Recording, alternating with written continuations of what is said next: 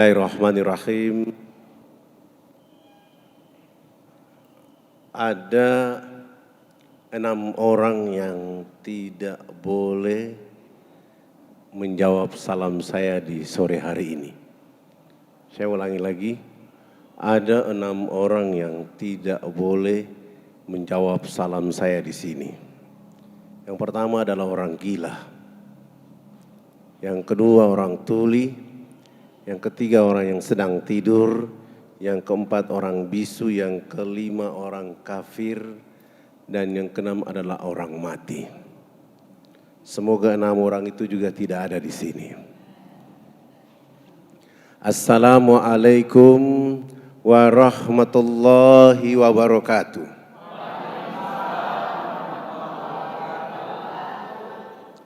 Innal hamdalillah nahmaduhu wa nasta'inuhu wa nastaghfiruhu wa na'udzu billahi min sururi anfusina wa min sayyiati a'malina may yahdihillahu fala mudhillalah wa may yudlil fala hadiyalah. Asyhadu an la ilaha illallah wa asyhadu anna Muhammadan abduhu wa rasul. Allahumma salli wa sallim wa barik ala Muhammad wa ala alihi wa ashabihi ajmain. Puji syukur selalu memuji Allah, oleh karena tidak ada yang berjanji untuk bertemu, berkumpul, berjumpa, bersilaturahmi di tempat ini kecuali sudah menjadi rencana Allah Subhanahu wa taala.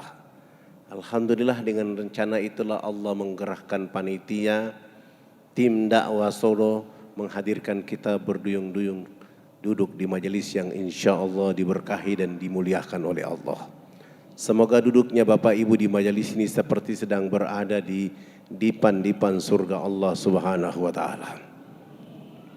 Salam tering salawat kepada Rasulullah Muhammad sallallahu alaihi wasallam, keluarganya, sahabatnya, tabi'in tabi'id, dan pada akhirnya sampai pada kita semua.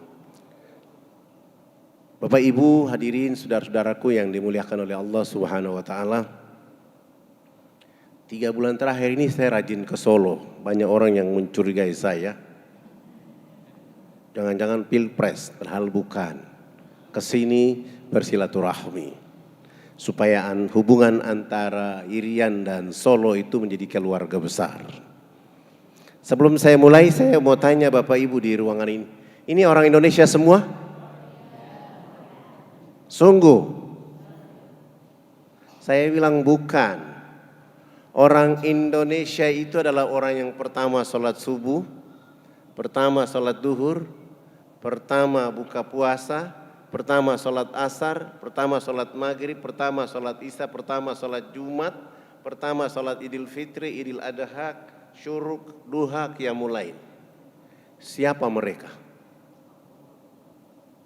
Orang yang rambutnya keriting, badannya hitam keling, mengawali kehidupan bangsa ini dengan Allahu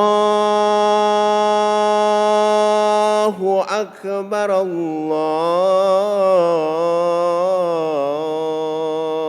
Akbar. Indonesia Tengah masih tidur, Indonesia Barat masih tidur. Mereka yang menjaga republik ini dengan membesarkan nama Allah Subhanahu wa taala.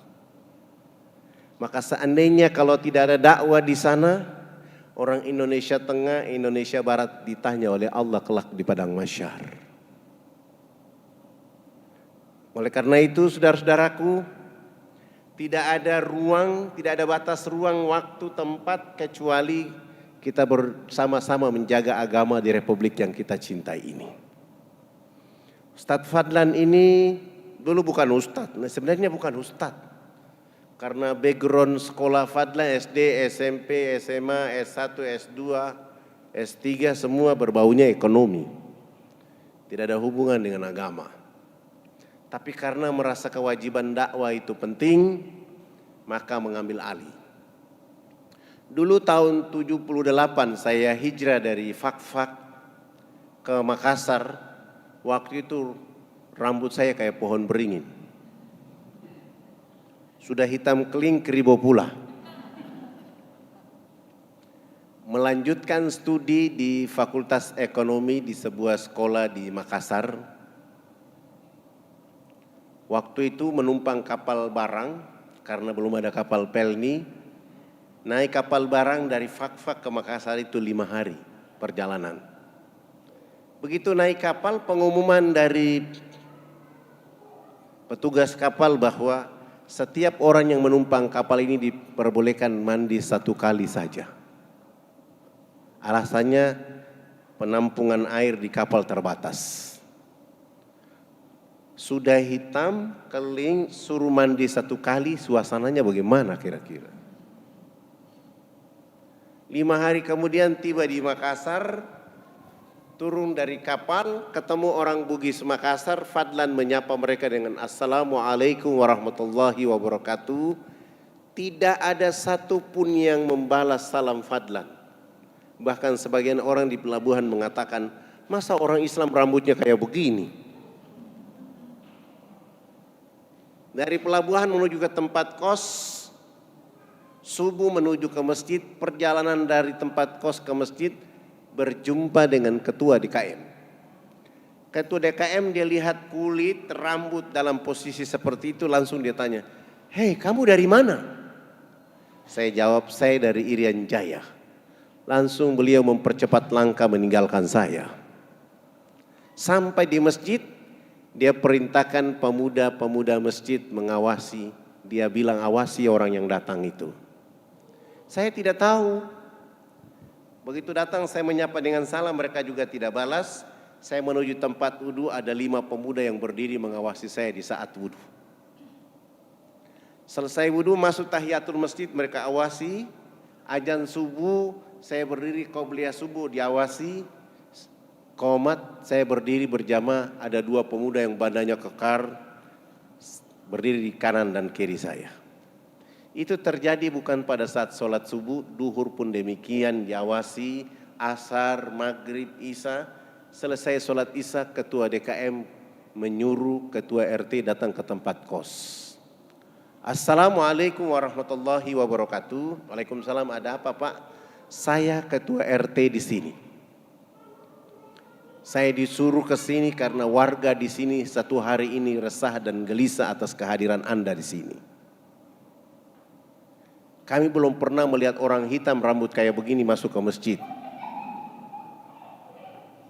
Untuk itu, supaya meyakinkan saya sebagai ketua RT di sini, saya disuruh bawa Al-Quran. Tolong Anda baca Quran, nanti saya kasih tahu bahwa Anda Muslim. Saya mulai bilang sama Pak RT, kalau saya baca Al-Quran di sini, saksinya tidak kuat. Untuk itu saya minta kepada Pak RT, sebelum saya baca Quran, saya minta tolong Pak RT baca Quran terlebih dahulu. Alhamdulillah, ternyata ketua RT saya tidak bisa baca Quran. Saya langsung kasih tahu beliau bahwa besok subuh saya akan memimpin sholat subuh. Beliau kasih tahu ketua DKM, saya keluar cari tukang cukur rambut saya cukur rapi. Pagi-pagi besok saya ke masjid jadi imam. Alhamdulillah selama saya kuliah di sana tidak pernah beli makan dan minum. Orang rebutan untuk melayani saya makan. Persoalan berikutnya saya ke kampus, masalah lagi. Sampai di kampus, di ruangan itu semua orang gagah, ganteng, cantik. Sayalah yang mengotori ruangan itu. Sehingga teman-teman mencurigai saya dan bilang sama dosen mata kuliah agama Islam, segera usir orang ini, dia asal dari Irian Jaya. Saya tidak tahu, saya kebetulan duduk bagian tengah paling depan. Begitu dosen mata kuliah agama Islam dia masuk, menyapa kami dengan salam, selesai dia mengatakan, yang merasa tidak beragama Islam silakan keluar karena hari ini adalah mata kuliah agama Islam. Saya tidak mungkin keluar. Tiba-tiba beliau berdiri dan menghampiri saya dan mengusir saya dari ruangan itu. Keluar! Kamu kan orang dari Irian Jaya kan? Saya baru tahu itu adalah saya. Saya tidak keluar, tapi saya berdiri dan maju ke depan kelas. Saya bilang sama dosen, sebelum saya keluar dari tempat ini, saya minta tolong Pak dosen dan teman-teman mahasiswa menjawab 3 pertanyaan saya.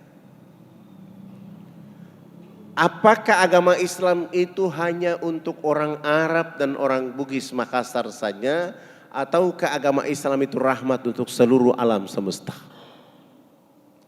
Pertanyaan kedua, siapakah sahabat Nabi rambutnya keriting, badannya hitam keling, suaranya merdu? Yang ketiga, saya minta tolong kepada dosen, tolong bawa Quran keliling kami dalam ruangan ini. Saya ingin mendengar saudari saya yang cantik dan saudara saya yang ganteng membaca Al-Quran baru saya keluar. Alhamdulillah, dosen membawa Al-Quran dimulai dari bangku urutan belakang sampai depan. Setelah Al-Quran sudah tiba di teman di samping kanan saya, dia baca Al-Quran selesai, dosen ini ambil Al-Quran, melewati muka saya dan menyerahkan Al-Quran ke teman di samping kiri saya. Saya bilang ini belum yakin juga ini. Sampai urutan mahasiswa 45-46, saya berdiri merampas Al-Quran dari tangan dosen dengan urutan 47. Subhanallah, begitu saya buka Quran secara acak-acakan, surat yang diperlihatkan oleh Allah untuk saya baca waktu itu adalah surat Al-Hasyr yang artinya pengusiran. Saya baca 3 ayat terakhir selesai, dosen mengatakan, dari 47 mahasiswa yang kuliah di ruangan itu, hanya ada 7 orang saja yang bisa membaca Al-Quran. Dari 7 mahasiswa itu, salah satunya lah pemilik rambut keribo berbadan hitam keling itu. Saya memberanikan diri maju ke depan kelas, minta waktu ceramah. Setelah ceramah 1,5 jam selesai, dosen mengatakan, alhamdulillah hari ini mata kuliah agama Islam kita sudah diajarkan dosen dari Irian. Maka itu fadlan hari ini Anda lulus dengan nilai A. Saya bilang alhamdulillah, ternyata rambut keribo hitam keling rahmat juga ya. Dosen tidak salah, mahasiswa tidak salah, masyarakat di Pelabuhan Makassar tidak salah, di tempat kos saya tidak salah, karena opini sudah terlanjur diopinikan di seluruh Indonesia bahwa kalau cerita orang Irian pasti Kristen, perang suku, koteka, tertinggal dan terbelakang. Padahal dari sejarah agama-agama yang ada di pulau sana, agama yang tertua dan agama yang pertama adalah agama Islam. Dari mana agama Islam pertama kali masuk ke sana? Dakwah dari Sultan Malikul Soleh dari Samudra Pasai mengutus dai-nya turun ke Fakfak pada tanggal 17 Juli 1214 Masehi, bertemu dengan kepala-kepala suku, mereka mendakwakan mereka dan menghasilkan dakwah itu, jadi mereka menjadi muslim. Alhamdulillah, dari perjalanan dakwah Samudra Pasai, Wali Songo masuk dengan membangun masjid pertama oleh Raden Fata, dan program berikutnya dilakukan oleh Sultan Hasanuddin dengan cara orang-orang Bugis datang ke Fakfak menikah dengan anak kepala suku, lalu mereka membantu dakwah di sana. Alhamdulillah, hari ini Fakfak sendiri sudah 99% Muslim. Papua Barat hampir 65% Muslim. Papua yang tadi tidak ada hari ini sudah menuju 45, menuju 55%. Kita sedang berjuang supaya bisa mengambil 60%, maka kita akan mengumumkan Indonesia emas untuk dunia dari dakwah agama yang kita lakukan. Alhamdulillah, selesai kuliah langsung pulang ke Irian. Langsung jadi PNS, pegawai Nabi SAW. Jadi dai. Pekerjaan saya yang pertama adalah harus bertemu dengan Dewan Gereja Provinsi Irian Jaya di bawah pimpinan salah satu orang namanya Pendeta Alfon. Kenapa saya harus ketemu Pendeta Alfon? Pendeta Alfon ini menggunakan kekuatan gereja agar mengusir saya dari Jayapura. Saya bilang sama beliau, saya orang Islam Irian, Anda orang Kristen Irian. Kita sama-sama bicara negeri ini dengan pembangunan rohani. Beliau tidak mau. Bagaimana cara saya harus bertemu dengan beliau? Jalan satu-satunya saya harus datang ke rumah beliau. Selesai sholat subuh saya jalan kaki ke rumah beliau. Begitu saya jalan kaki kurang lebih 100 meter, saya lihat beliau sedang lari pagi di depan halaman rumahnya. saya tunduk percepat langkah. Ketika saya tunduk mempercepat langkah, beliau lihat saya dan lari masuk ke dalam rumah, pintu rumahnya dia tutup. Saya menghampiri pintu rumah itu dan saya ketuk dari luar. Selamat pagi. Yang keluar dari dalam adalah istri beliau. Pagi, ada apa? Ibu, saya mau ketemu dengan pendeta Alfon. Istrinya menjawab, mohon maaf, Bapak pendeta tidak ada di rumah. Dalam hati saya baru yang tadi lari masuk itu siapa? Saya pulang. Besok pagi hari kedua saya datang lagi. Selamat pagi. Anak pendeta yang keluar mengatakan mohon maaf Bapak tidak ada di rumah. Saya pulang hari ketiga saya datang lagi, selamat pagi. Anak berikut dari pendeta keluar mengatakan tidak ada di rumah. Saya pulang hari keempat saya datang lagi, selamat pagi. Istri pendeta yang keluar masih saja mengatakan tidak ada di rumah. Saya pulang hari kelima saya datang lagi, selamat pagi. Istri pendeta lagi yang keluar masih saja mengatakan tidak ada di rumah. Sampai 1 bulan penuh tiap pagi saya mengetuk pintu rumah itu, tidak ketemu pendeta Alfon kecuali mendapatkan jawaban dari istri dan anaknya, beliau tidak ada di rumah. Bulan kedua hari pertama tetap saja saya datang ke rumah itu. Selamat pagi. Istrinya yang keluar mengatakan tidak ada di rumah. Saya pulang hari kedua bulan kedua saya datang lagi, selamat pagi. Anaknya keluar mengatakan tidak ada di rumah. Saya pulang hari ketiga bulan kedua saya datang lagi, selamat pagi. Anaknya keluar mengatakan tidak ada di rumah. Saya pulang hari keempat saya datang lagi, selamat pagi. Istrinya keluar masih saja mengatakan tidak ada di rumah. Saya pulang hari kelima saya datang lagi, selamat pagi. Istrinya masih saja mengatakan tidak ada di rumah. Sampai hari ke-15 saya belum tiba di rumah itu, istri dan anak pendeta sudah menunggu saya di depan rumah. Begitu saya menyapa selamat pagi, langsung mereka mengancam saya. Anda ini tidak bosan tiap pagi datang ke rumah ini. Seakan-akan rumah ini menjadi tugas Anda tiap pagi. Saya pulang, besok pagi hari ke-16 bulan kedua tetap saja saya datang ke rumah itu. Selamat pagi, istrinya keluar melihat saya. Kamu lagi yang datang. Sampai 2 bulan penuh saya tidak berjumpa dengan pendeta Alfon. Kecuali mendapatkan jawaban dari istri dan anaknya silih berganti tidak ada di rumah. Bulan ketiga hari pertama tetap saja saya datang ke rumah itu. Selamat pagi, istrinya keluar mengatakan tidak ada di rumah. Saya pulang lagi, hari kedua bulan ketiga saya datang, selamat pagi, anak pendeta keluar mengatakan tidak ada di rumah. Subhanallah, begitu di hari ketiga bulan ketiga saya datang, saya menyapa selamat pagi, anak tertuanya langsung mengatakan, pagi Pak Fadlan, mohon maaf, Bapak tadi malam kecapean, kelelahan sehingga kami bawa ke rumah sakit. Saya langsung memuji Allah dalam hati saya, Alhamdulillahirabbil alamin. Saya tidak pulang, tapi saya melanjutkan perjalanan dari rumah pendeta ke rumah sakit untuk mencari tahu keadaan yang sebenarnya. Sampai di rumah sakit saya tanya di bagian informasi, mereka membenarkan beliau masuk rumah sakit dan saya tanya ada di kamar berapa, mereka memberitahu saya ada di kamar nomor 48. Saya tidak langsung ke kamar itu, saya keluar dulu, ada orang jual buah-buahan di luar sana, saya beli dibungkus seperti parcel lalu saya bawa parcel ini menuju kamar nomor 48. Setiba saya di pintu kamar itu saya ketuk dari luar. Selamat pagi. Istrinya langsung menjawab dari dalam kamar, pagi silakan masuk. Rupanya dia tidak tahu kalau itu adalah saya. Begitu saya buka pintu pelan-pelan, saya angkat parcel, saya tutup wajah saya dan berjalan pelan-pelan. Saya lihat kaki istri pendeta lalu saya turunkan parcel. Selamat pagi Bunda. Dia tidak mungkin berbohong, saya sudah di dalam.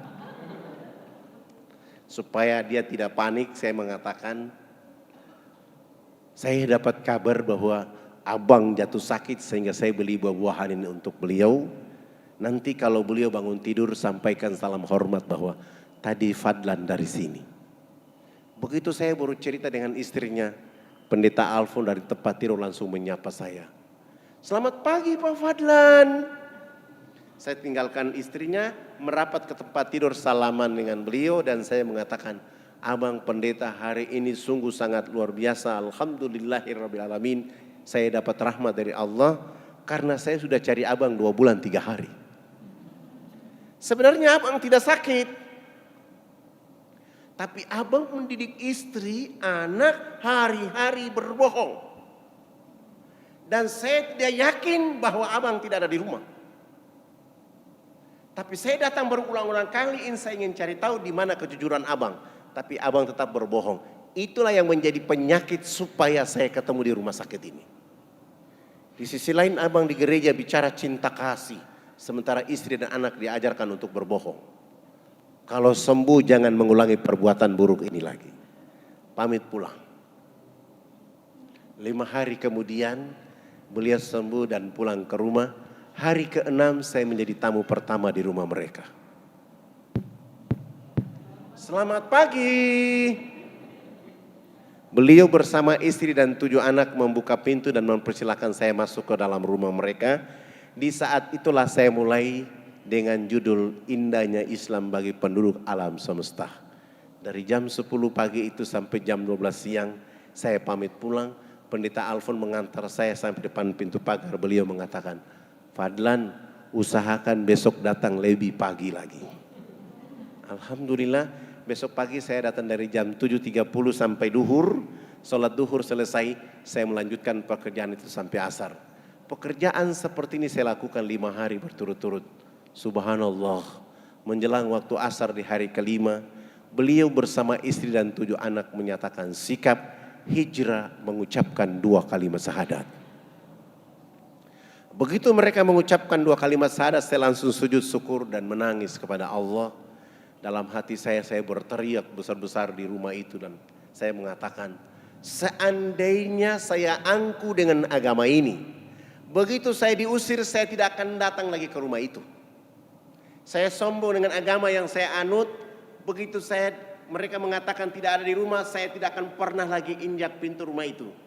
Tapi terima kasih ya Allah ya Rabb, Engkau telah menanamkan kesabaran kepadaku tentang perkara ini dan hari ini hadiah terbaik dari Engkau kepada saya dengan perkara ini. Alhamdulillah mereka mengucapkan 2 kalimat syahadat, saya ada sedikit tabungan, sewa rumah yang lebih besar, saya pindahkan keluarga itu dengan tujuan menuntun mereka bisa baca Quran dan menuntun mereka untuk bisa sholat 5 waktu. Alhamdulillah hari Jumat saya ganti nama Alfon dengan nama Abu Sufyan. Hari Jumat beliau bersama anak laki-lakinya sudah mulai sholat Jumat di masjid. Asar sudah mulai sholat di masjid, maghrib sudah di masjid, isya, subuh sudah ke masjid. Begitu hari Minggu pagi, orang masih menunggu dia di tempat lamanya dari jam 6 pagi sampai jam 11 siang. Tidak mungkinlah Abu Sufyan ke sana karena sudah sholat Jumat, sudah takbir. Konsekuensi dari dakwah itu akhirnya Fadlan dicari, ditangkap tanpa proses BAP, langsung dimasukkan nginap di penjara selama 3 bulan. Alhamdulillah. Setelah menikmati 3 bulan itu selesai keluar, saya bilang sama teman-teman, dakwah tidak boleh berhenti. Kami mulai bergeser dari Jayapura ke kampung itu kurang lebih 179 km. Begitu kami sampai di sana, turun dari kendaraan, saya menuju rumah kepala suku. Ternyata kepala suku berdiri di balik pintu rumah dengan tombak. Diangkat tombak itu jarak 7 meter kena di betis kaki kiri saya. Ketika saya menghindar, ternyata kena di betis kaki kiri saya dan saya terjatuh. Ketika saya terjatuh, Paradai ingin melakukan perlawanan dan saya mengatakan, kita kesini bukan berperang, kita kesini berdakwah.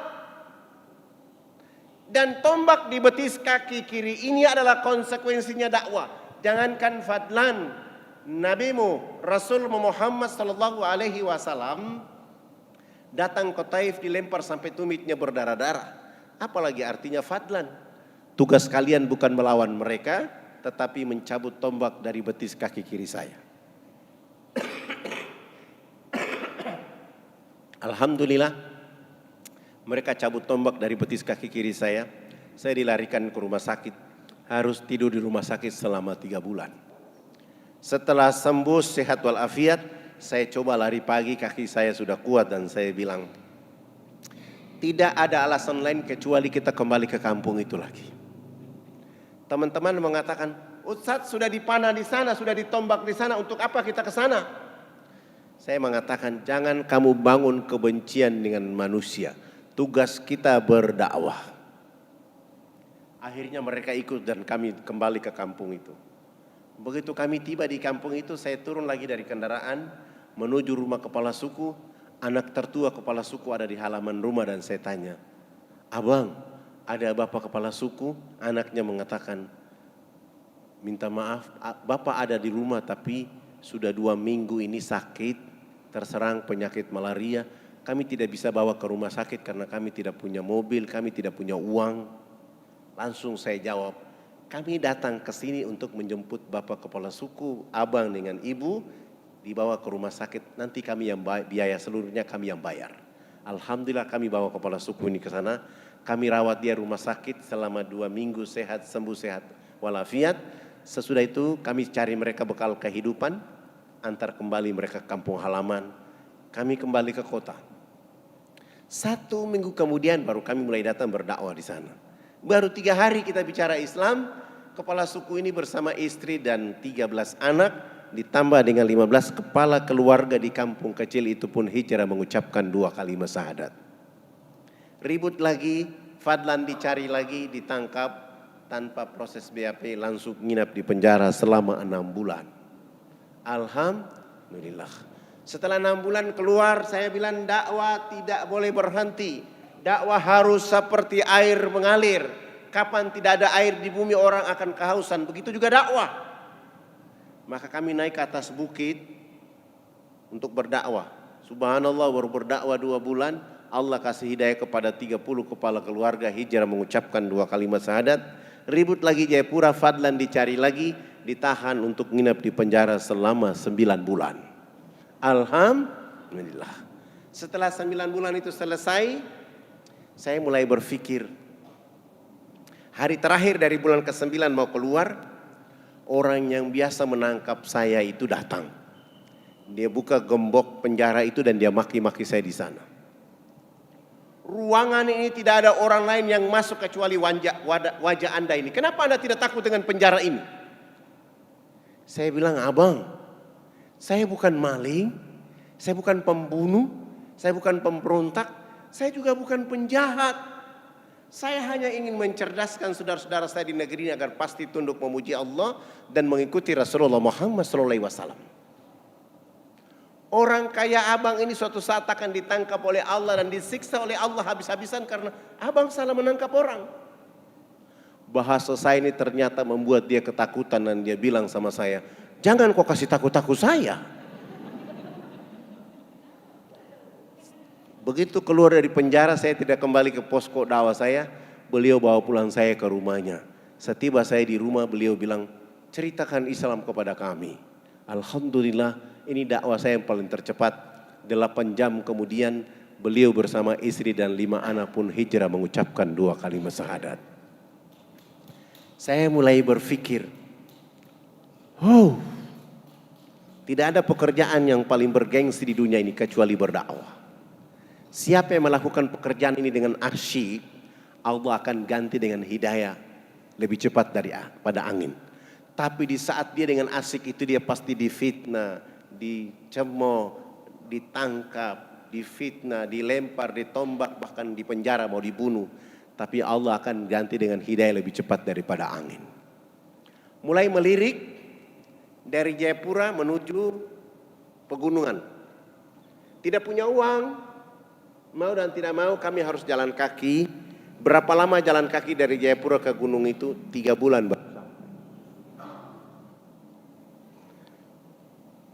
Kami mencoba untuk jalan kaki. Baru jalan kaki 1 bulan di jalan, teman-teman saya itu betis kaki kiri kanannya sudah bengkak.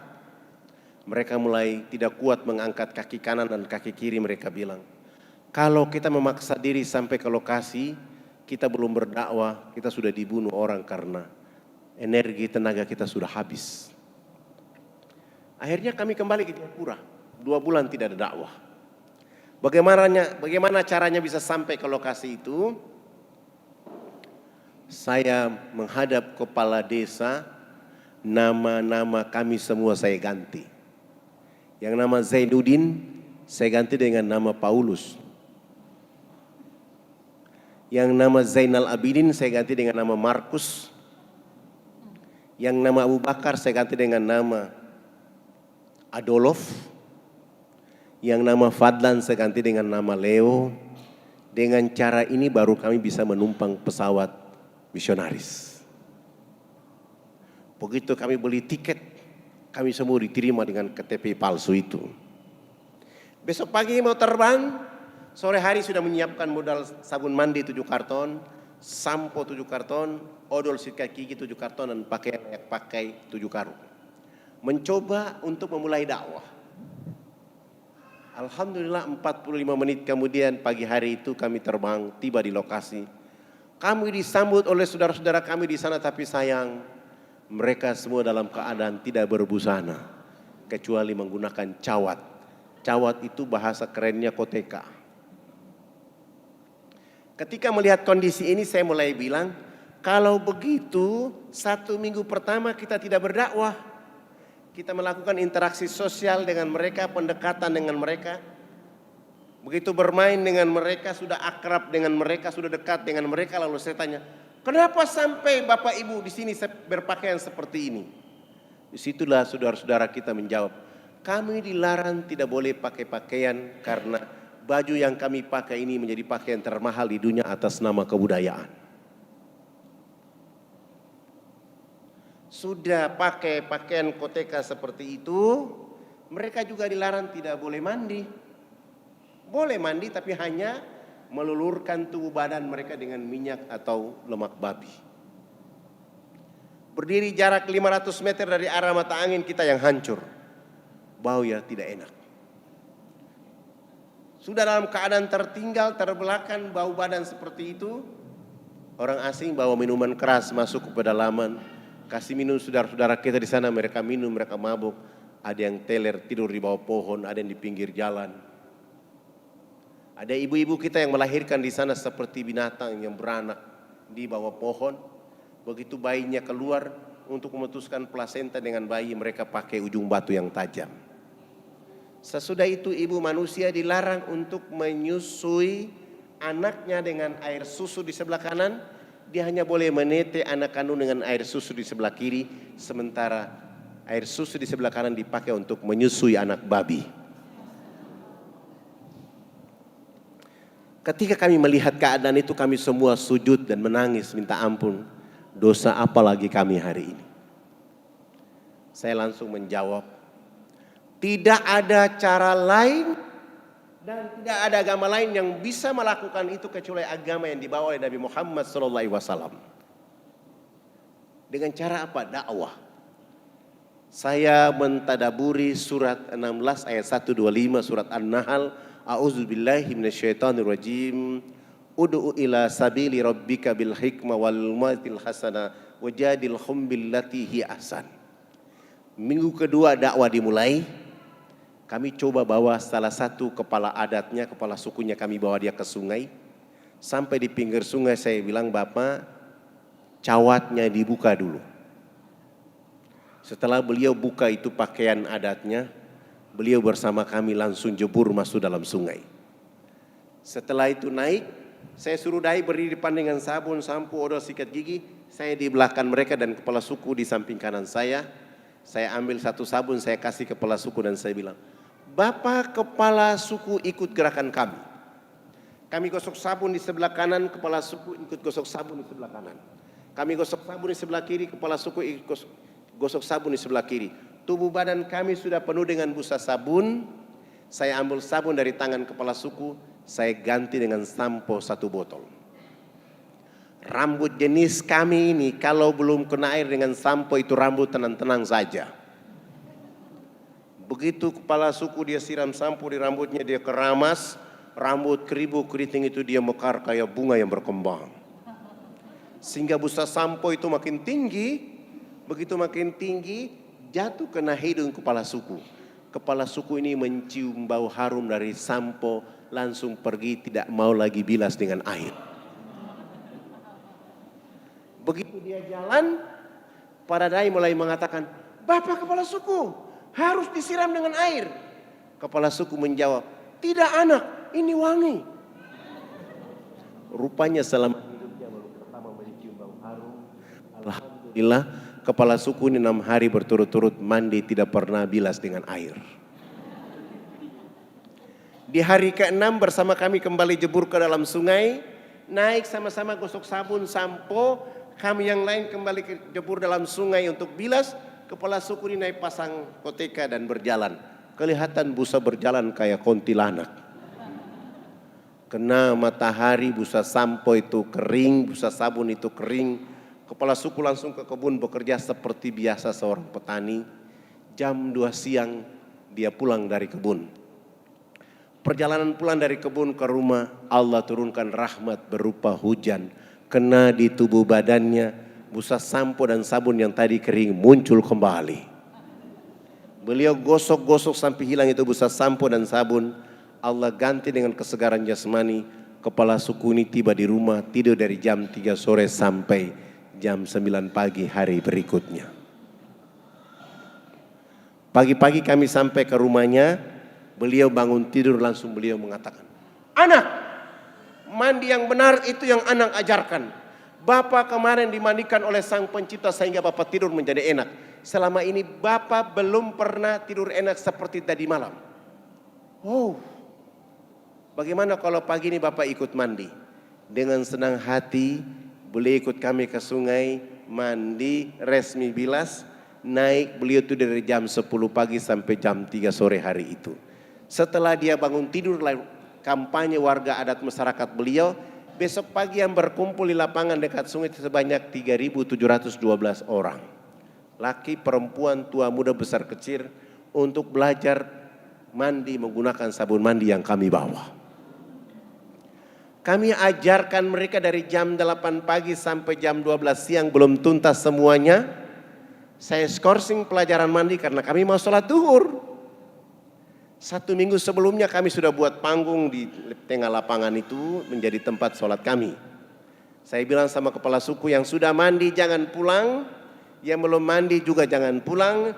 Nanti kami selesai sholat duhur kami akan melanjutkan pelajaran mandi. Kami wudhu selesai, kami naik di atas panggung.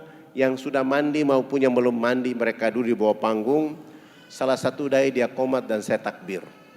Allahu Akbar. Teman-teman dai di belakang saya pun ikut takbir Allahu Akbar. Begitu kami takbir, yang sudah mandi maupun yang belum mandi yang duduk di bawah panggung, semuanya serentak berdiri, berputar keliling panggung sholat dengan berlawanan arah jarum jam seakan-akan kami itu Ka'bah. Mereka tawaf. Apa yang mereka lakukan? Ternyata berputar keliling panggung sholat dengan berlawanan arah jarum jam itu untuk memperhatikan gerakan-gerakan sholat duhur yang kami lakukan. Saya salam ke kanan, Assalamualaikum warahmatullahi. Salam ke kiri, Assalamualaikum warahmatullahi. Kepala suku besar itu langsung loncatnya di atas panggung sholat dan mengajukan beberapa pertanyaan. Anak, kenapa anak dengan teman-teman berdiri dan angkat tangan dan mulutnya bicara-bicara? Itu maksudnya apa? Saya bilang dalam hati saya, subhanallah, baru mandi cerdas begini. Saya mencoba menjawab pertanyaan yang bisa masuk di akal pikiran mereka. Saya mulai jawab. Bapak kepala suku, mama-mama dan masyarakat, kami 20 dai ini agama kami Islam. Dalam agama kami diperintahkan Tuhan Allah Sang Pencipta dalam 1 hari 5 kali menghadapnya di saat dan waktu yang ditentukan. Tadi kami berdiri mengangkat tangan, itu artinya kami menyerahkan sepenuhnya kami punya jiwa, kami punya raga, dan kami punya kehidupan ini kepada Tuhan Allah. Yang kami bicara-bicara adalah Allah Maha Besar. Jiwa, raga, dan kehidupan kami ini kecil sehingga tangan kiri kami malu menutup dada kami, tangan kanan kami malu menutup tangan kiri dan dada. Terserah Allah Mau menghukum kami terserah, mau memberi kami hadiah terserah, karena kami sudah menyerahkan sepenuhnya jiwa, raga dan kehidupan kami kepada Tuhan Allah. Kepala suku mendengar penjelasan saya, langsung beliau mengatakan, oh, ini agama yang benar. Menurut Bapak kami sudah Islam. Beliau mengajukan pertanyaan berikutnya. Tapi kenapa sesudah itu anak dengan teman-teman bongkok badan? Apa artinya bongkok badan? Kenapa ruku? Saya jawab, kami bongkok badan itu supaya kami melihat di bumi ada fasilitas yang dikasih oleh Allah. Pasir, tanah, batu, air, hewan, tumbuhan, semua itu pemberian Allah kepada manusia, dinikmati, dilindungi, karena masih ada manusia berikutnya. Oh, ini agama yang benar. Menurut Bapak kami sudah Islam.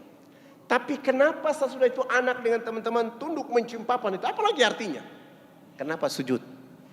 Saya jawab, kami tunduk mencium papan pertanda kami menangis atas dosa kejahatan yang kami lakukan di bumi, sehingga kami merendahkan kepala kami minta ampun. Kenapa kami lakukan itu?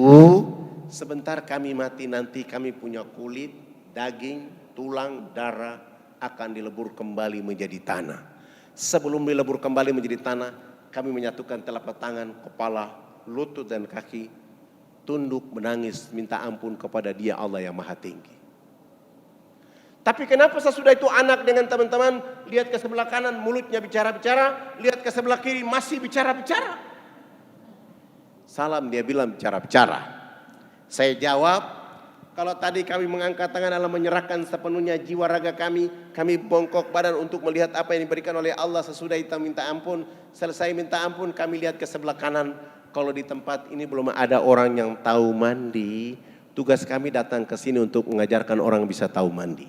Di tempat ini belum ada orang yang tahu berpakaian, tugas kami mencari pakaian dan menutup tubuh badannya. Ada yang lapar, tugas kami mencari makan. Ada yang sakit, tugas kami mencari obat.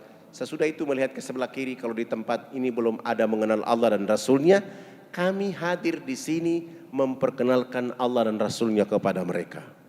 Begitu mendengar penjelasan saya, kepala suku besar itu langsung mengatakan, kalau begitu kamu semua ini turun duduk di bawah.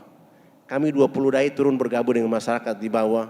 Kepala suku ini memanggil kepala-kepala suku lain naik di atas panggung. Bukan sholat tapi mereka rapat membahas kehadiran kami di sana. Setelah rapat selesai, kepala sukunya menyampaikan pengumuman. Hari ini kita senang karena anak-anak ini sudah datang mengajarkan agama yang benar. Dalam rapat adat kami sepakat bahwa kita semua masuk ke dalam agama anak-anak ini. Begitu mendengar kalimat itu kami 20 dai semua sujud syukur dan menangis kepada Allah. Malu karena tidak bawa apa-apa kecuali sabun, sampo, sikat gigi dan pakaian apa adanya untuk mereka. Menguatkan hati saya mulai membimbing mereka mengucapkan 2 kalimat syahadat. Setelah mereka mengucapkan 2 kalimat syahadat selesai, proyek berikut yang kami lakukan adalah mengganti nama-nama mereka. Yang nama Paulus kami ganti nama dengan Abdul Halim, Abdul Hakim, Zainal Abidin, Musa, Ibrahim, Abu Bakar, Abdul Rahim. Dan itu nama-nama yang paling cocok jika orang Irian masuk Islam. Sangat lucu kalau dia masuk Islam badannya hitam, rambutnya keriting dipanggil Suroso. Gak cocok. Atau dia masuk Islam rambutnya keriting, badannya hitam ini dipanggil Kang Asep. Tidak cocok. Tapi Zainal Abidin, Abdul Muthalib, nama-nama itu yang cocok untuk mereka.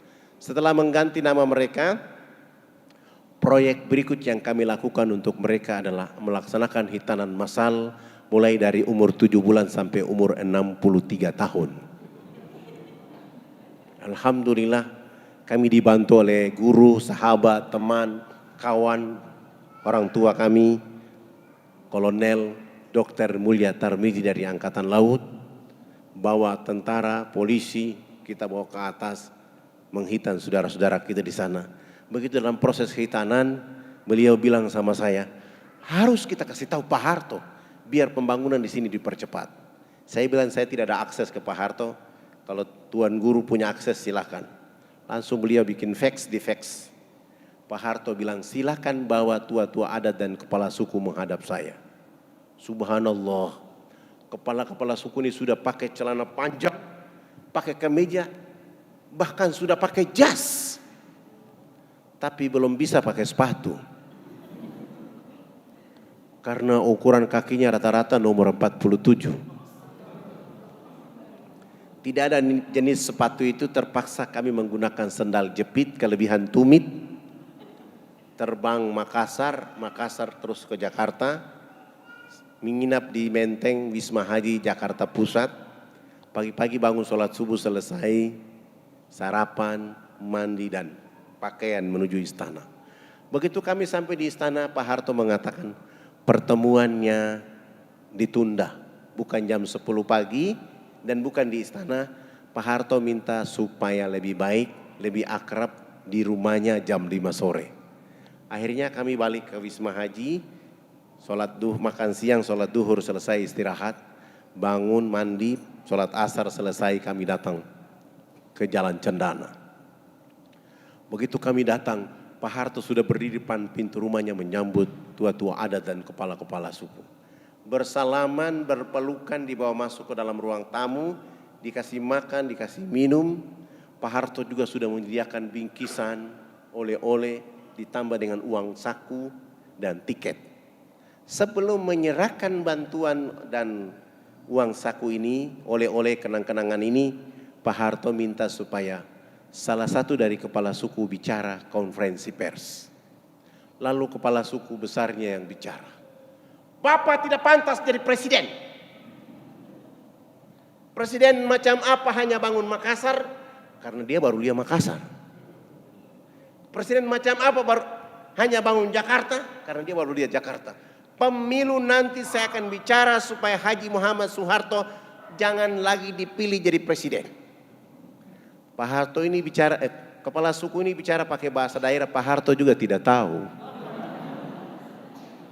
Tapi raut wajah Pak Harto tidak ada prasangka buruk, senyum bahagia, dan Pak Harto minta tolong diterjemahkan.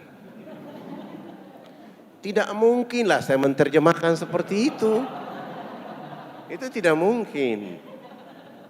Tapi saya mengambil makna dari apa yang dimau oleh kepala suku, lalu saya bilang sama Pak Harto, Bapak Presiden yang terhormat, hari ini kepala-kepala suku sungguh bahagia bisa bertemu dengan Bapak Presiden. Dan kepala suku besar tadi mengatakan Haji Muhammad Soeharto layak jadi Bapak Pembangunan Nasional. Dengan cara inilah Pak Harto langsung menelpon Menteri Agama, kepala-kepala suku tidak berangkatkan haji pada tahun itu juga. Dan Pak Harto minta kepada Menteri Agama, setiap tahun orang-orang kepala suku ini yang masuk Islam melalui jalur AFKN, melalui jalur saya, mereka minimal 50 sampai 75 orang harus berangkat haji. Pak Harto juga menelpon Menteri Sosial, kami dibantu 917 unit rumah layak huni dengan program ABRI masuk desa. Dan Pak Harto juga menyumbang 1000 karung pakaian, 600 karton sabun, 600 karton sampo, 600 karton odol sikat gigi. Dan Pak Harto juga menyumbang 28 masjid. Dan dakwah dari Jakarta ke kampung sana tidak boleh menggunakan kapal laut, tapi menggunakan kapal pesawat Hercules dari Halim Perdana Kusumo. Dibawa ke sana, anak-anak yang sudah syahadat dibawa keluar sekolah di Muhammadiyah Yogyakarta, Muhammadiyah Solo, Muhammadiyah Malang, Muhammadiyah Jakarta. Alhamdulillah Pak Harto sudah tidak ada, tetapi bukti dakwah dan menjaga NKRI-nya terbangun dari bawah ke atas, sehingga orang-orang di sana mulai merasakan bagaimana nilai setelah Pak Harto sudah tidak ada di bumi hari ini. Ini mungkin dari awal cerita. Ada yang mau bertanya, saya persilahkan. Atau ada pemuda-pemuda di sini yang belum menikah, angkat tangan. Ini sudah menikah semua. Antum sudah menikah? Angkat tangan lah. Yang belum menikah. Yang belum menikah ini saya sarankan, janganlah antum menikah wanita Solo, rugi.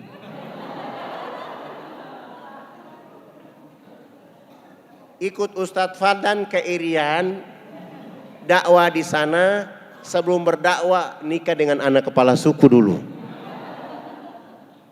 Karena kalau antum nikah wanita Solo, anaknya anak Solo, anak Jawa. Tapi kalau antum menikah anak kepala suku di Irian, itulah anak Indonesia.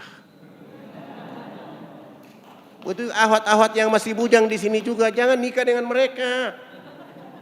Lapor dirimu kepada Ustadz Fadlan, nanti Ustadz Fadlan stok dari sana yang laki-laki, anak kepala suku menikah dengan mereka.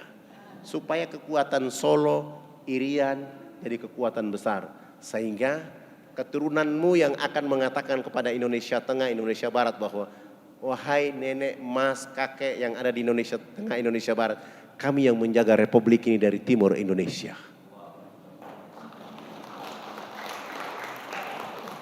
Oke, silakan yang bertanya, saya persilakan.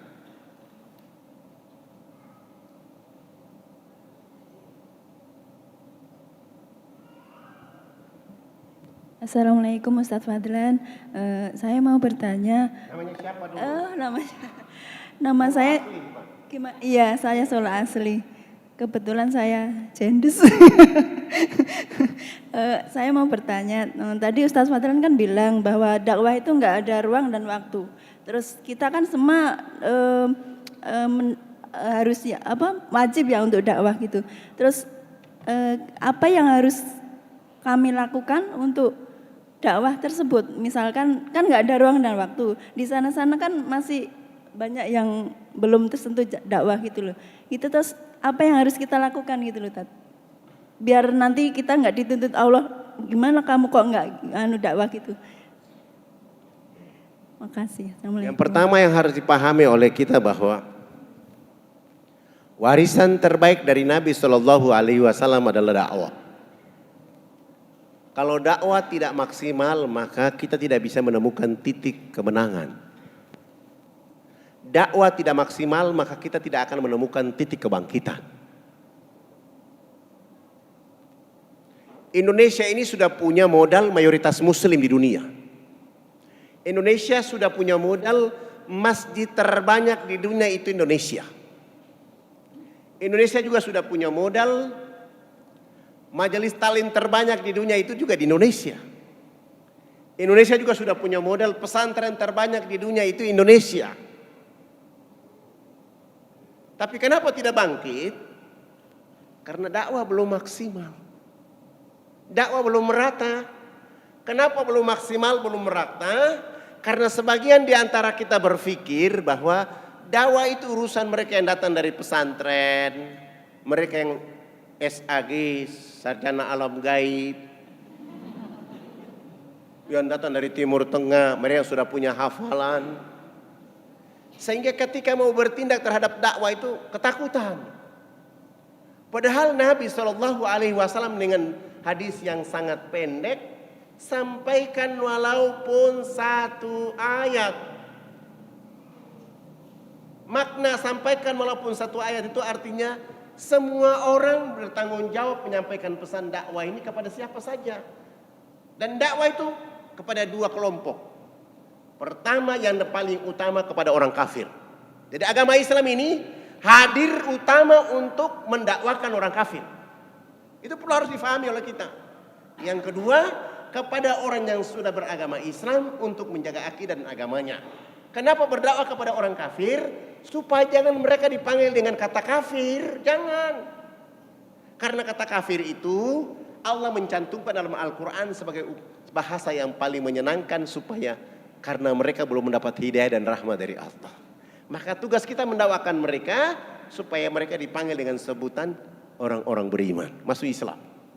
Nah, bagaimana caranya? Yang pertama, niat dulu, perhatikan niat dulu. Ada orang berpikir begini, dakwah itu harus dengan uang. Saya bilang tidak.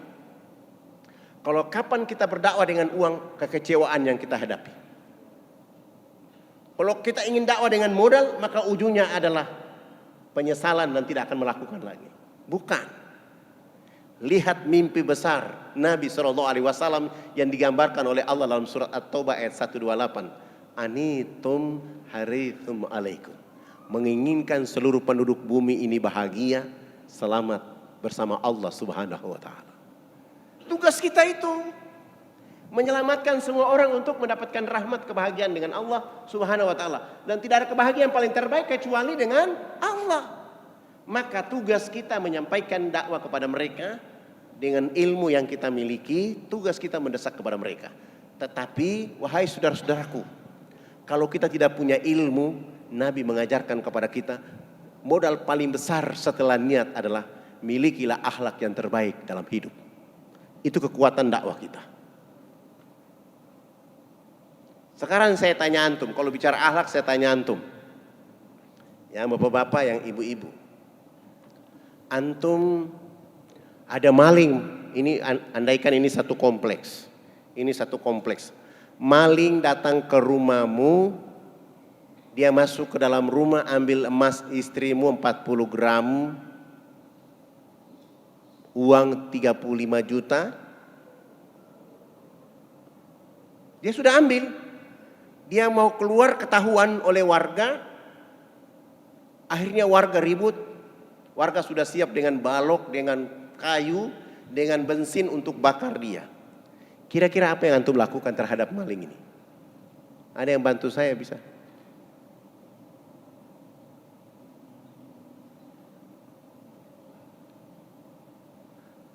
Survei membuktikan rata-rata orang yang berwudu, takbir, ruku, sujud salam tidak melahirkan akhlak kepada sang maling ini. Pasti dia dipukul, dia diancam, dia dilaporkan ke polisi, bahkan dibakar. Padahal esensi maling itu datang kalau kita dengan dakwah kepada dirinya, dia akan bertobat selama-lamanya.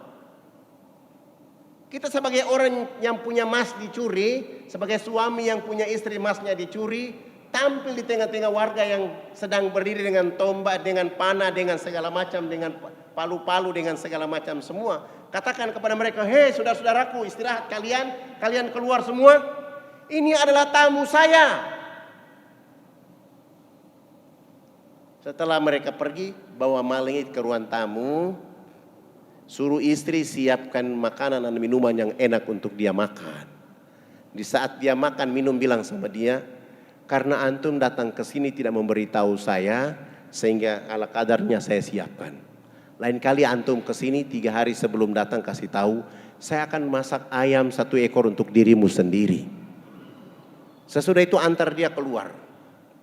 Pasti emas yang ada di dalam kantong dia, uang yang ada di kantong dia akan kembalikan dan dia akan bertobat. Di perjalanan dia akan katakan, itulah orang Islam dengan kecerdasan Islam kepada diri mereka. Ini energi yang paling kuat. Niatnya jadi maling, berubah menjadi orang yang beriman. Kenapa saya tanya ini? Karena saya punya kasus. Dia agamanya Protestan. Mencuri lagi bukan lagi mobil tetangga yang mau diambil. Dan sudah bawa keluar itu mobil. Ketika warga sudah siap, dia sudah bawa mobil keluar dan mobil diparkir di depan pintu rumah saya. Ketika dia mau dihajar, saya keluar dari dalam rumah dan saya bilang, kalian pulang semua. Ini tamu saya, cuma dia salah jalan, dia kira ini mobil saya, maka dibawa keluar. Saya tarik dia masuk ke dalam rumah. Saya bilang silakan bawa mobil ini pulang. Mobilnya tidak lecet juga, tidak apa-apa. Saya mau masuk dalam rumah, saya bilang kamu tunggu di sini, kita kasih minum dia, kasih makan dia. Azan subuh. Ketika azan subuh saya bilang, saya mau ke masjid sholat. Di rumah ini tidak ada laki-laki, Anda ikut saya ke masjid. Dia bilang, agama saya Kristen. Wah, apa yang terjadi? Dia bilang, agamamu Kristen, saya mau ke masjid, Anda tinggal di sini. Dia berpikir, dia bilang, kalau begitu saya ikut ke masjid. Dan hari ini saya mau mengucapkan 2 kalimat syahadat. Hari ini maling ini jadi salah satu ustadz keren di Indonesia. Saya tidak perlu menyebut namanya. Jadi dakwah kita dengan cara yang begitu. Kenapa? Akhlak. Memang susah. Menurut pandangan kita ini tidak bisa, saya tidak bisa. Apalagi darah orang Maluku Irian. Orang kawasan timur itu tinggi temperatur. Ada yang lain? Silakan.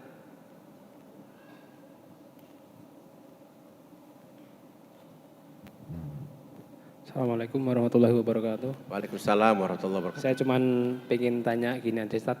Nama saya Ardi, Ustaz. Saya cuman pengen tanya, Ustaz ini agama Islam sudah dari kecil atau mu'alaf gitu dulunya? Cuman itu aja Ustaz. Terus misalkan dari kecil masuk Islam, apa keluarga-keluarganya juga semuanya Islam gitu aja. Terima kasih. Assalamualaikum warahmatullahi wabarakatuh. Waalaikumsalam warahmatullahi wabarakatuh. Ustadz Fadlan ini sejak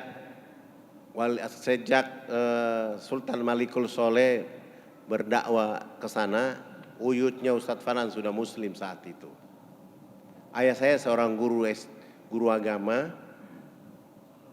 dan kami belajar Islam lebih banyak kepada beliau. Ditambah lagi hijrah ke Makassar. Dari Makassar juga datang ke Jawa Timur, ke Ponorogo, ketemu beberapa guru untuk terus menambah ilmu. Ya, ditambah-tambah pergi ke Timur Tengah, ditambah-tambah sedikit, itu menjadi modal. Dan kami lakukan itu terus sampai hari ini.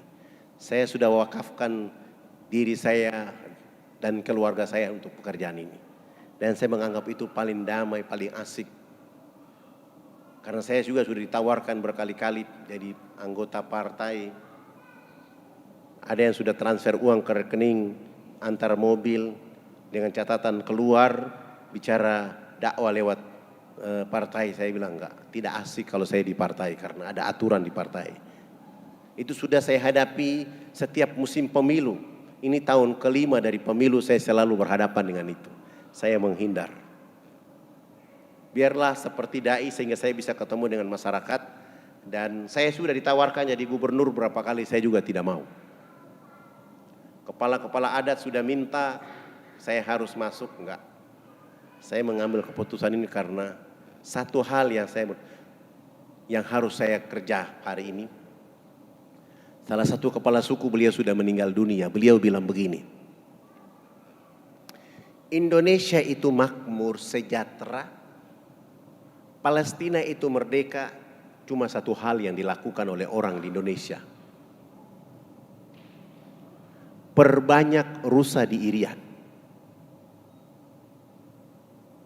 Ini kepala suku bicaranya, analoginya tinggi.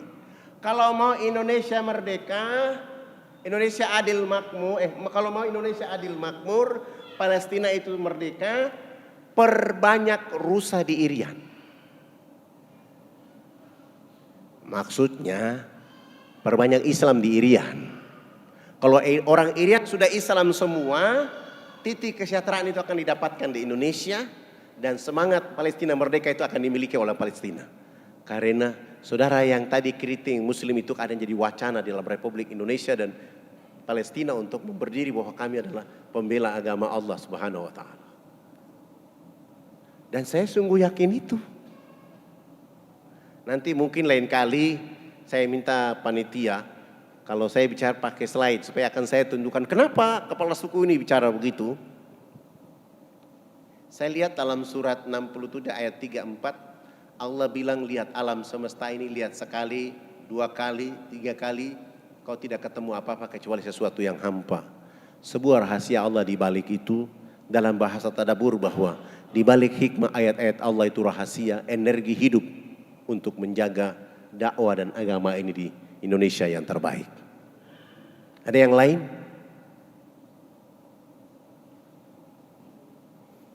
Silakan.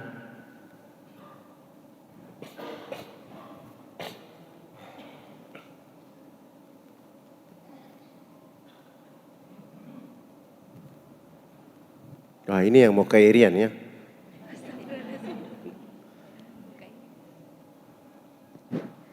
Ustaz mau nanya.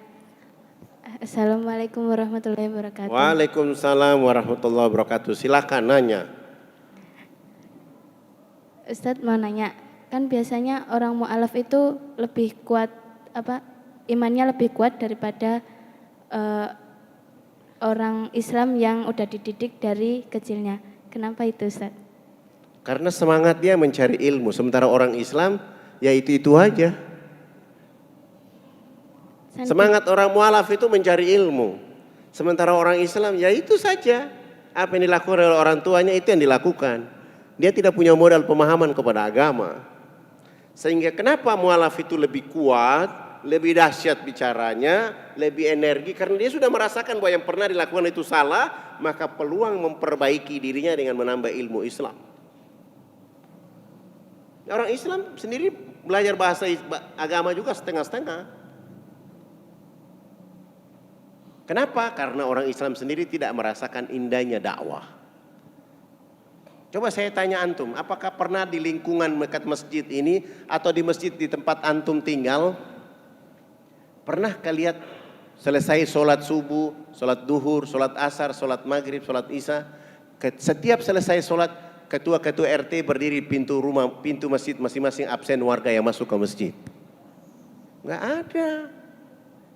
Padahal rukun negara Republik Indonesia ini Qul huwallahu ahad, ketuhanan yang Maha Esa.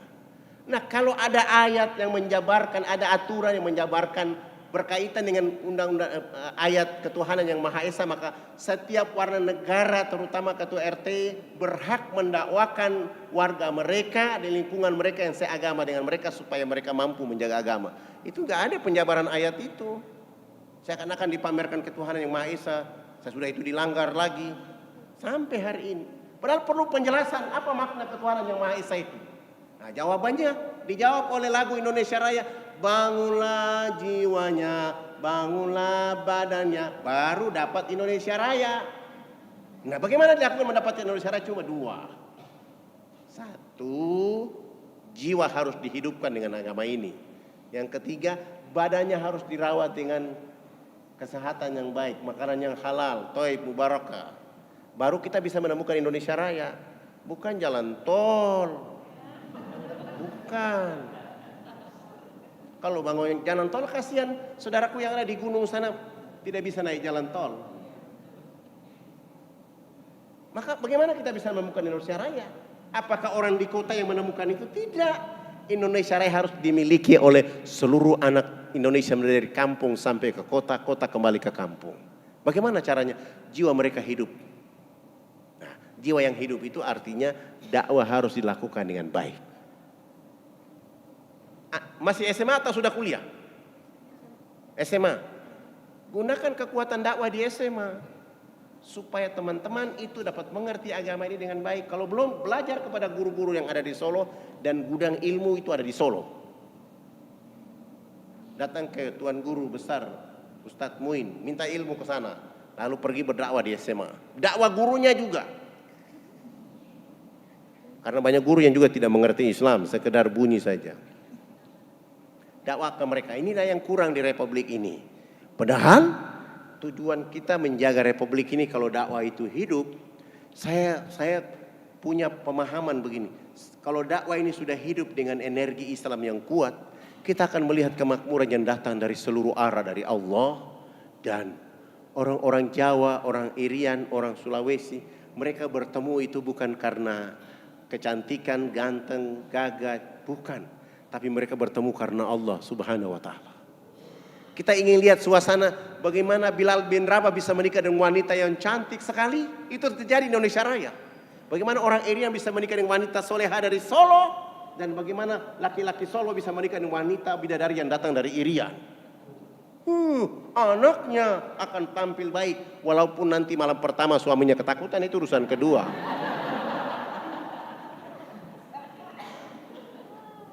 Tapi penting bagaimana kita membesarkan mereka dengan Islam, pemahaman ini. Ini persoalan hati, ini harus dihidupkan supaya mereka mengerti bahwa Islam itu seperti begini, bukan begitu. Seperti yang diceritakan oleh orang lain. Enggak, Islam itu harus seperti itu.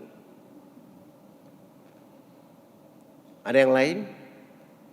Oke, silakan.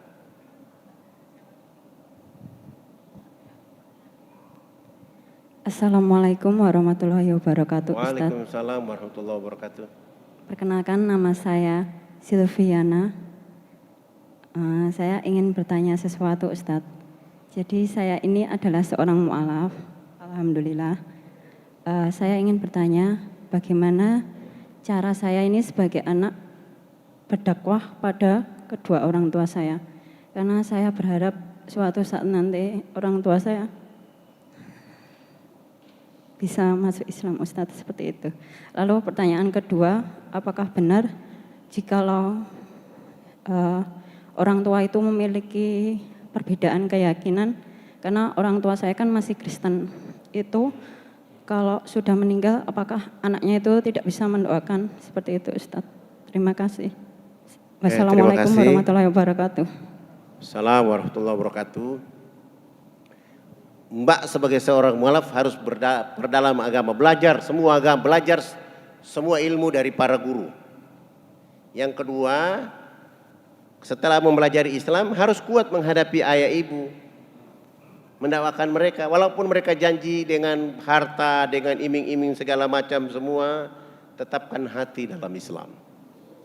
Dan apakah orang tua yang sudah meninggal dalam keadaan Kristen didoakan? Enggak sampai, doa enggak diterima, kecuali dia masih hidup. Dan itu tugas umat Islam, mendoakan seluruh orang kafir supaya mendapatkan hidayah dari Allah, termasuk kepada ayah dan ibumu. Kalau dia masih hidup, doakan dia supaya dapat hidayah dari Allah.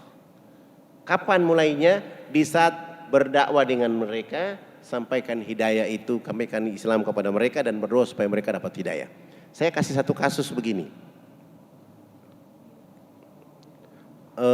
Ada anak SMP, dia orang Ambon, bapaknya itu dedenggot pembangunan gereja di Indonesia. Anak ini dia bergaul dengan anak-anak Irian yang Muslim, sehingga kelakuan dia kelakuan Islam. Dia tiap hari mencuri sarung dari rumahnya, keluar, dia isi dalam tasnya, begitu sholat maghrib dia ikut sholat maghrib. Dia belum syahadat, tapi dia ikuti teman-temannya yang SMP. Maghrib, Isya, ketika menjelang subuh dia minta izin lagi, dia bilang saya mau pergi belajar kelompok dengan teman-teman. Padahal dia pergi sholat subuh dengan teman-temannya, sesudah itu baru mereka belajar. Itu dilakukan terus-menerus dan dia merasakan Islam itu indah. Akhirnya dia masuk Islam. Begitu dia masuk Islam, dia pulang ke rumah, dia bilang sama ayah dan ibunya, saya sekarang sudah masuk Islam. Maka bapak ibu tidak boleh lagi marah kepada saya, tidak boleh lagi, oh ini saya sudah Islam. Apa yang dilakukan oleh setelah dia masuk Islam? Dia pergi belajar ilmu bekam. Belajar ilmu bekam, ilmu urut, segala macam, kiropraksis semua selesai. Semua yang berkaitan dengan herba yang diajarkan Nabi dimengerti oleh dia. Begitu bapaknya sakit, dokter mau ke rumah, dia bilang sama ibunya, jangan bawa dokter ke rumah, akulah dokter dari ayah. Sampai ke rumah, bapaknya kena stroke. Dia bekam bapak dan ibunya. Sesudah itu bapaknya dalam keadaan sakit di terapi, dan bapaknya tanya, ini pengobatan apa? Dan dia bilang, ini adalah pengobatan yang diajarkan oleh Nabi yang kalian benci kepadanya. Kenapa saya memiliki masuk Islam? Karena ternyata pelajaran dari Nabi ini membuat tubuh badan kita sehat semuanya. Dia terapi bapaknya, ibunya selama 3 minggu berturut-turut. Minggu keempat sehat walafiat, minggu kelima dia syahadat. Karena terapi anak yang SMP, dari SMP dia rubah ayah ibunya menjadi Muslim. Bapak ibunya menyesal menjadi orang yang membangun gereja di seluruh Indonesia. Itu peranan dakwah. Maka jangan malu kepada orang tua, dia adalah orang tua kita. Apapun agamanya, bersikap dengan akhlak yang baik kepada mereka, sekaligus menyampaikan pesan ayat kepada mereka. Walaupun nanti dia ngotot, pasti dia akan ngotot. Anak kemarin baru masuk Islam sudah datang. Bahkan mereka akan menyatakan bahwa ini baca Quran makanya kamu sesat segala macam semua. Keadaannya mereka begitu. Tapi ini dengan cara itu akhirnya orang tuanya syahadat. Sesudah itu orang tuanya menambil adiknya lagi, kakaknya lagi, sampai mereka semua satu keluarga menjadi Muslim. Ada yang lain? Oke, yang di belakang ini. Sebelum ini saya ya di belakang sekali.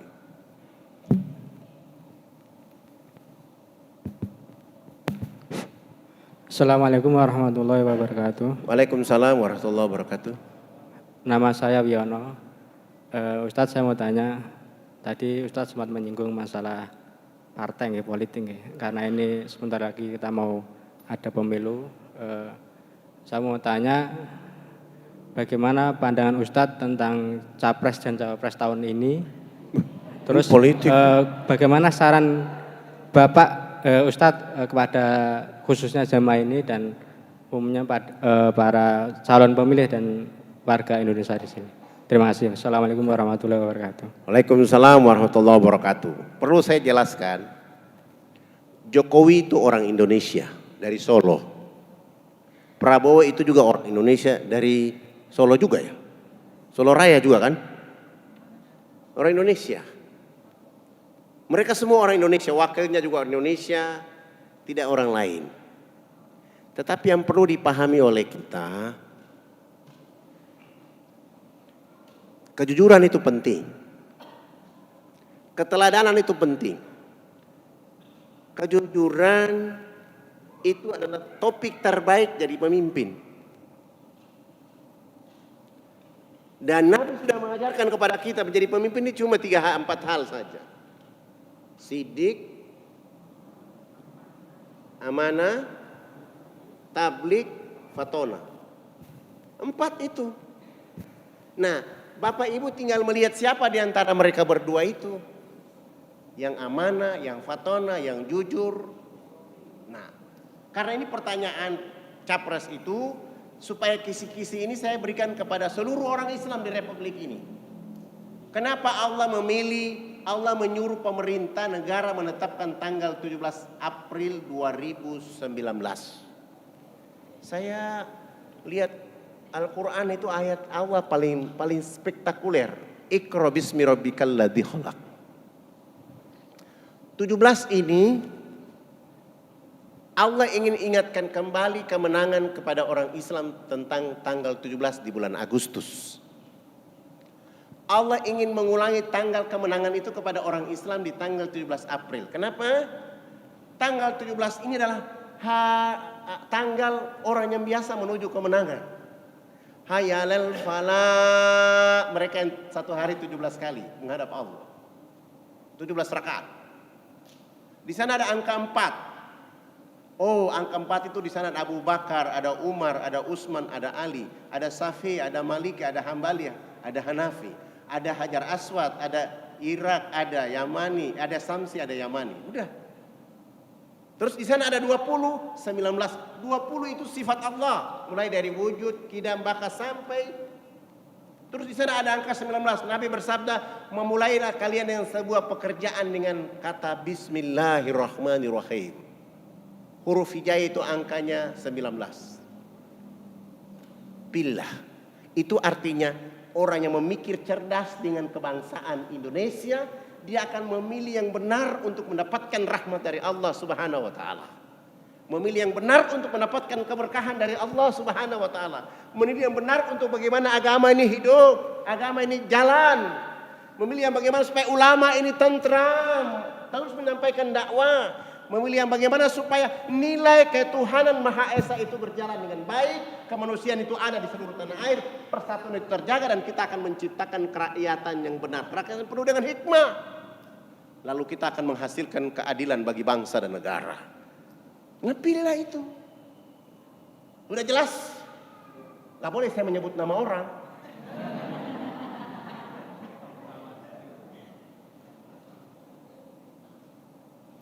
Tinggal Bapak yang punya pikiran. Kalau Bapak tidak berpikir cerdas, berarti Bapak kelompok khatama Allahu ala qulubihim. Harus cerdas itu. Maka wanita yang pakai jilbab harus pilih yang cerdas supaya jilbabnya cahaya. Laki-laki yang pakai baju koko harus memilih yang cerdas supaya menghasilkan yang keberkahan. Dan Allah ingin ulangi kemenangan itu kepada orang Indonesia supaya mereka memikirkan manusia Indonesia menuju ketaatan yang benar dengan analisa permasalahan yang sudah Allah kasih kita kepada lalu. Dari tahun 2014, permasalahan apa yang terjadi kepada agama? Permasalahan apa yang terjadi dengan umat? permasalahan apa yang terjadi dengan bangsa, permasalahan apa yang terjadi, itu menjadi analisa untuk menentukan tanggal 17 itu. Maka saya menyebut hayya 'alal falah, 17 adalah hari kemenangan. Gitu. Siapa yang memberi kemenangan itu? Allah sudah sengaja memberi isyarat kemenangan, tinggal umat Islam yang mau mengambil kemenangan ini atau tidak. Maka siapa yang ketika dia tidak tahu rahasia kemenangan ini, dia ingin mempersulit kemenangan ini, Allah akan persulit dia untuk mendapatkan kemenangan itu. Yuriduna liyutfi'u nurallahi biafwahihim wallahu mutimmu nurihi walau karihal kafir. Surat 9 ayat 32 dan surat 61 ayat 8. Orang berusaha untuk memadamkan cahaya agama Allah dengan mulut mereka. Facebook, mulut mereka ini ditafsirkan, ditadabur Facebook, apalagi internet, Instagram, WhatsApp, hoak, pangkat, televisi, partai, kekuasaan. Wallahu mutimmu nurihi walau karihal kafirun. Allah tidak menghendaki itu. Bahkan Allah tetap menyempurnakan cahaya ini walaupun orang kafir tidak menyukainya. Tapi bagaimana dengan orang Islam? Kalau ini menjadi ibadah menyelamatkan semua orang, jadikan tanggal 17 itu menjadi tanggal mengabdi kepada Allah. Saya ingin negara ini aman, saya pilih orang atas nama ini, nomor sekian. Demi Allah dengan nama engkau, saya masuk ke kotak ini, bismillahirrahmanirrahim. Bila perlu berbuat janji dengan orang-orang yang di TPS. Siapa yang mencurangi suara saya, siapa yang menghilangkan suara saya, siapa yang mengotori suara saya, dia akan dilaknat oleh Allah. Karena tugas saya memilih untuk menyelamatkan seluruh masyarakat Indonesia. Untuk tenang, beribadah dan beriman kepada Allah. Dan ini hak saya menjadi warga negara, lakukan itu. Maka dengan rahasia tadi, Bapak Ibu silahkan memilih. Ya, kalau saya menentukan nanti ada Bawaslu di sini kita tidak tahu. Iya, karena saya pernah ada kasus. Saya ceramah di Kuningan. Saya bilang sama jamaah yang hadir kurang lebih 2.000 orang. Saya bilang begini, kaki ayam, berapa kaki ayam? Saya bikin begini. Ternyata MC-nya Bawaslu. MC-nya detak saya, dia bilang, Pak Ustadz saya ketua Bawaslu di sini. Oh, saya cuma bilang ayam itu kakinya berapa?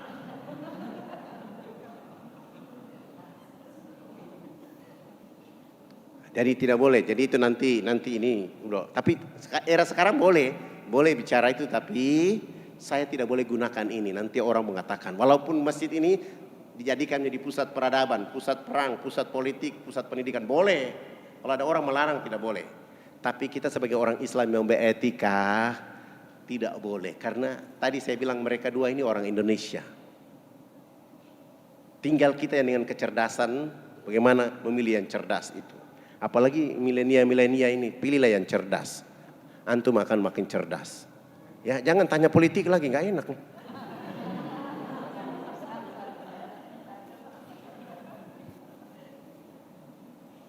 Saya kira tidak ada. Kalau tidak ada, saya cerita satu terakhir ya. Ini berkaitan dengan yang akhwat dan ikhwan. Setelah kita berdakwah di lokasi di pegunungan selesai, saya bercoba untuk kita datang ke satu tempat lagi. Jalan kaki ke lokasi untuk berdakwah 12 hari.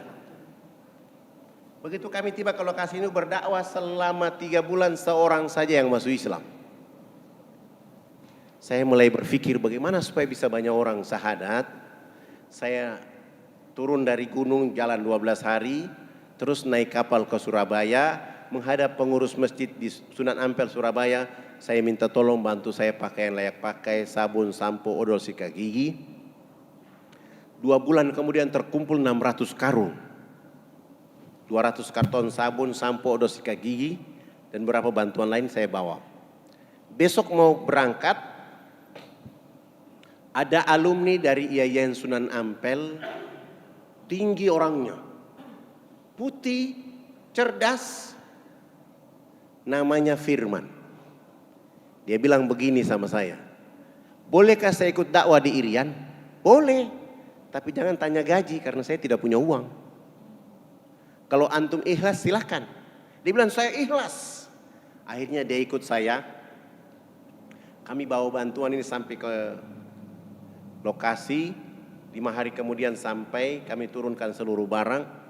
2 hari kemudian kami mulai jalan kaki. Begitu jalan kaki hari pertama, Firman dia mulai tanya, Fadlan, kira-kira kapan kita sampai ke lokasi? Saya tidak jawab, saya diam. Besok pagi jalan lagi, menjelang asar kami istirahat. Dia tanya lagi, masih lama ya? Saya tidak jawab. Hari ketiga dia tanya lagi, saya tidak jawab. Hari keempat dia tanya, saya juga diam. Hari kelima langsung dia marah. Oh, kalau saya tahu dakwah begini saya tidak ikut antum ke Irian. Tolong pulangkan saya mau kembali ke Jawa Timur. Untuk apa saya menyusahkan diri di sini? Saya mulai peluk beliau dan saya bilang, Firman, ente tidak pantas beragama Islam. Antum tidak pantas menjadi umatnya Muhammad. Coba tengok 1400 tahun yang lalu, seorang anak manusia dalam rahim ibunya, ayahnya wafat. 6 tahun kemudian ibunya juga wafat, diasuh oleh kakeknya Abdul Muthalib. 2 tahun dari perjalanan itu, kakeknya juga meninggal dunia, wafat. Walaupun di sana ada Ja'far, ada Ali, wahai Firman, Muhammad tidak pernah mengeluh sedikit pun bicara tentang dakwah. Antum baru datang dari Jawa Timur, antum mengeluh. Silakan antum mau pulang saja, di sana ada binatang buas, antum mau mati aja. Saya bicara begitu, akhirnya dia ketakutan dan dia bilang, kalau begitu kita jalan lagi. Kami jalan sampai ke lokasi 12 hari. Berdakwah selama 3 bulan tidak ada orang masuk Islam dan saya mulai bilang, ini Ustaz tidak ada orang masuk Islam karena niat nawaitku antum yang salah.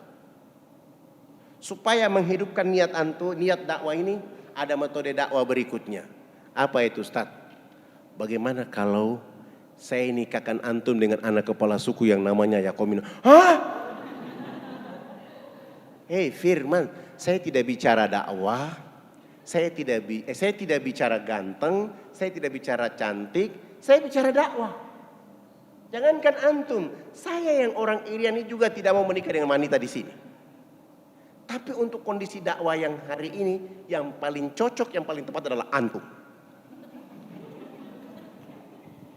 Apa kata dia? Ustadz, kalau begitu kasih saya waktu istihara dulu. Iya, begini pakai istihara. Lalu dia istihara 7 malam berturut-turut. Pagi-pagi saya lagi sholat duha, dia menghadap saya dan saya lihat wajahnya antara sedih dan gembira. Bagaimana lagi Ustadz wajah antum seperti masih pagi? Sudah sedih-sedih begini. Ya Ustadz, saya sudah istihara berturut-turut 7 malam ini, jawabannya cahaya putih. Langsung saya bilang, Alhamdulillahirabbil alamin. Berarti antum wajib menikah anak kepala suku. Bagaimana cara nikahnya Ustadz? Saya juga tahu caranya. Tidak mungkin kita nikahkan antum di sini. Saya lapor di kepala suku, ini perempuan kami tutup auratnya, kami bawa dia jalan kaki ke kota. Tunggu kapal dari Jayapura, kami bawa dia naik kapal laut menuju Jawa Timur. Sampai di Jawa Timur, perempuan yang nama Yakomina ini masuk Islam. Kami ganti nama dia dengan Khadijah. Dia tinggal selama 3 tahun 6 bulan di Mojokerto, ngaji masuk salon, ngaji masuk salon, ngaji masuk salon. Menghabiskan biaya salon 23.775.000. Rambut kribo itu kami rebonding kasih lurus. Yang tadi ada lemak-lemak itu kami lulur menjadi hitam manis. Begitu dia pakai gamis, jilbab bergo, baru Firman bicara. Ustadz, kenapa? Itu orang Irian dipoles kayak orang Yaman ya. Dulu ente tidak mau, sekarang baru memuji. Kira-kira kapan akad nikah?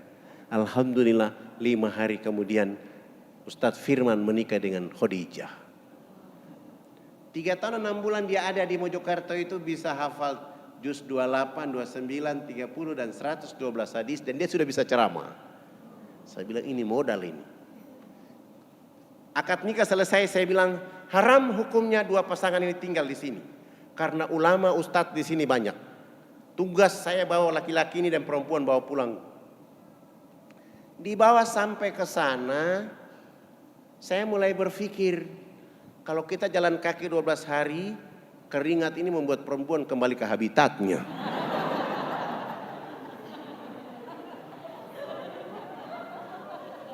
Akhirnya saya bilang kita bersabar dulu dengan cara menjaga sholat kami selama 40 hari dan menjaga hafalan kami selama 40 hari. Subhanallah, teman-teman tentara mau terbang ke lokasi, saya lapor dan kami bisa ikut. Besok mau terbang, sore hari itu saya bilang sama suaminya, yang besok berdakwah bukan saya, bukan antum, tapi istri antum. Supaya dakwah ini hidup, istri antum besok pakai jilbab putih, gamis putih, sepatu, kaos kaki putih. Pagi-pagi saya lihat begini, Khadijah sudah putih-putih. Kami naik pesawat, terbang sampai ke lokasi, tidak ada airport di sana. Kami dilepas pakai jaring, satu persatu turun. Saya bilang sama petugas Hercules, penumpang yang terakhir turun perempuan ini. Ini minyak wangi, begitu dia injak di tangga jaring ini, tolong disiram minyak wangi ini. Begitu dia turun, perjalanan turun ke bawah, angin dari baling-baling itu berputar, anginnya kena di bajunya, melambai. Orang dari bawah kampung berteriak, malaikat datang di kampung. Orang belum pernah lihat perempuan pakaian seperti itu. Begitu dia turun, semua orang dari kampung itu berkumpul semua, lalu dia ceramah. Dia pakai bahasa mereka. Saya bisa bicara seperti begini. Saya bisa pakai pakaian seperti ini. 3 tahun 6 bulan saya ke negeri mereka mengajarkan saya tentang kehidupan dan peradaban. Dan hari ini saya tidak boleh tinggal di sana, saya harus bawa contoh peradaban untuk kita di sini hidup. Agar ayah, ibu, keluarga di sini berubah supaya benar-benar menikmati apa yang dikasih oleh Allah Sang Pencipta di tempat ini. Dia ceramah 1,5 jam, satu perempuan berdiri mengatakan, "Hei Yakomina, kami bersedia masuk Islam, tetapi kami juga cantik seperti kau." Suaminya mulai bilang sama saya, "Pak Ustadz, kira-kira di tengah hutan ini salon mana yang mau datang?" Urusan salon urusan saya, bukan urusan antum. Yang penting mereka sudah ada niat. Kami tinggal kira-kira 1 minggu kemudian saya mulai turun dengan beberapa teman menunggu kapal dan saya ke Makassar. Kampanye dari masjid ke masjid dapat uang 35 juta. 15 juta saya mulai pergi belanja beras kencur, alat dulur, rebonding. Saya belanja semua itu. Saya cari salon mana yang bisa kita pakai. Ada kelompok Wardah. Saya bilang 3 bulan 10 juta ya, saya tidak punya uang. Ini dakwah. Akhirnya mereka mau, jangan pakai celana panjang kecuali pakai jilbab. Kami bawa mereka dengan uang sisa itu kami sampai ke lokasi. Sampai di sana tidak langsung dakwah, kita bikin rumah-rumah kecil. Bilik yang pertama isinya cermin, bilik yang kedua isinya tanah liat, bilik yang ketiga isinya air, sampo, sabun, odol, sikat gigi. Bilik keempat pekerja salon, kelima pekerja salon, keenam pekerja salon, ketujuh pekerja salon, kedelapan pekerja salon, ke-9 ruang pas, ke-10 cermin. Karena di pedalaman sana belum pernah ada orang lihat wajahnya dengan cermin, saya mulai suruh antrian panjang ibu-ibu. Begitu ibu yang pertama dia buka horden bilik yang pertama, dia lihat wajahnya di cermin ketakutan dan lari keluar. Dia mulai berteriak, "Ada setan!" Hah? Kok pagi-pagi sudah ada setan? Ibu sini dulu. Coba ceritakan ibu lihat apa? Saya buka kain itu, ada orang lihat dari dalam. Itu wajah ibu. Tidak, dia lihat saya. Kalau ibu tidak percaya, sekalian saya buka kain ini, angkat tangan. Ini tangan siapa? Tangan saya. Itu ibu. Oh iya, kita belum pernah lihat wajah seperti begitu. Dipindah ke bilik kedua, tahara dengan tanah liat sebanyak 6 kali, lalu menggunakan sabun, sampo, air. Begitu di bilik ke-9 mereka pakai baju gamis, rambut yang tadi jabri kayak pohon beringin itu ditutup dengan jilbab. Lalu dia di cermin ke-10, alhamdulillah 662 perempuan ditambah 125 kepala keluarga. Syahadat, hari ini semen 1 sak di kampung mereka 1.800.000. Masjid sudah terbangun 23 buah di sana. Saya kira itu yang bisa disampaikan pada sore hari ini. Semoga ini menjadi ibro agar kita bisa mampu menjaga dakwah di tempat kita masing-masing dalam rangka menyelamatkan bangsa dan negara yang kita cintai. Mohon maaf lahir batin. Subhanallah bihamdika asyhadu an la ilaha illa anta astaghfiruka wa atubu ilaik. Wassalamualaikum warahmatullahi wabarakatuh.